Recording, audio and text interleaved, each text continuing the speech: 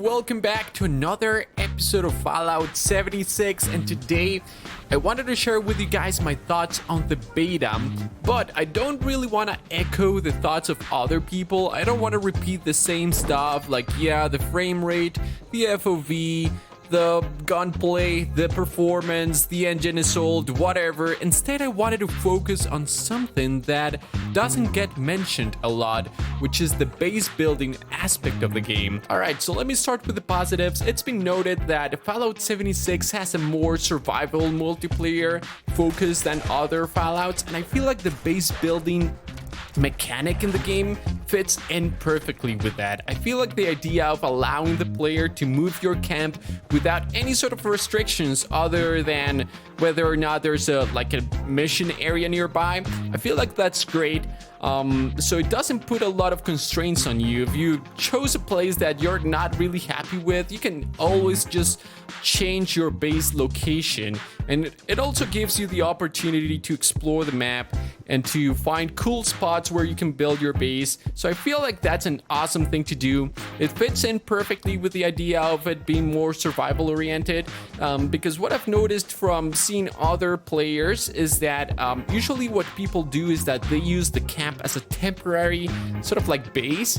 So I don't see many people building huge structures like I do in my videos, which is basically my focus, just exploring the building mechanics. It's more so people using the camp as a temporary camp, just like a camp, not necessarily a base, and placing some workbenches or armors workbench, thinkers workbench, whatever, and crafting stuff on the fly rather than actually setting up a base that is fully fledged. So that's the first thing that I see, that it fits in perfectly with the survival aspect of it. But then again, there's the other side of the coin, which is there's not really a reason for you to build a massive base, like a fully fledged base. I know I do it. I'm certain that a lot of people who watch my gameplay videos of base building do that as well, because that's our playstyle. But if you sort of detach yourself from that, you're gonna notice that there's really no reason at all to take the time to loot for wood and actually build some walls and stuff like that. You can just disconnect from the game and you're gonna be fine. You can just place your camp wherever you want, at whatever point you want, and just place some turrets down if you need to hunker down and defend from someone or an NPC or something like that. And if you need food or something like that, you can always just move your base and just place a cook pot or I don't know, a grill or something, and make some food. So I would say that the fact that you can move your base is both good and bad at the same time. I don't know, I feel like there's something special about choosing one spot and investing all your efforts on that spot and building an actual base that looks awesome. But I do realize that this is more related to my playstyle, and I'm not gonna think that's the case. Overall, the fact that you can move your base is actually a plus. So another thing that I wanted to talk about was the fact that we do have a lot of items available for building. One of my common complaints with building games is that if you don't have enough items, every build ends up looking the same. Everything ends up looking sort of like melding together, and there's no really anything unique to any base if you don't have enough items. So I feel like we do have a lot of items available. One of the problems that I did notice was that some of the items don't match with each other, and this is a problem that I've seen in other building games. If you guys have been following the channel for a long time, you guys know that I play a lot of building games, and one of my complaints is that sometimes they don't add items that match with each other. So for instance, if you have an upside down triangle roof, you also need an upright triangle roof to match. One of the things that I've found here is that, for instance, if you place a half floor, you don't have a fence to go with that. That's just a small complaint that I have there, but I feel like overall we do have enough items to build some unique bases. I'm not too fond of the plans sort of mechanic where you have to find plans to unlock certain items, because that adds another layer of complexity to your build, because now you not only have to go and get the resources, find enough items, and then scrap the items to get the materials, but on top of that you have to just pray that you find the plans to go along with your design. And the plans are just a matter of luck, really. So I feel like they should do away with that and just allow us to have access to all the building items. So the only obstacle that we would have to building these would be just getting access to the items and being able to scrap the items to get the materials necessary to build them. I'm not a fan of the plans mechanics. The blueprints, on the other hand, are a great idea. Just allowing us to save a structure in its entirety, it's freaking awesome.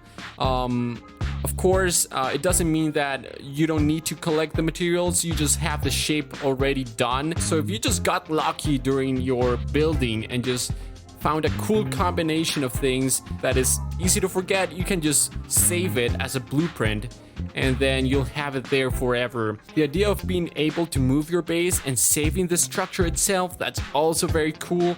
The only problem that I see is the limit, dude. The limit is the major issue that I've seen in this game.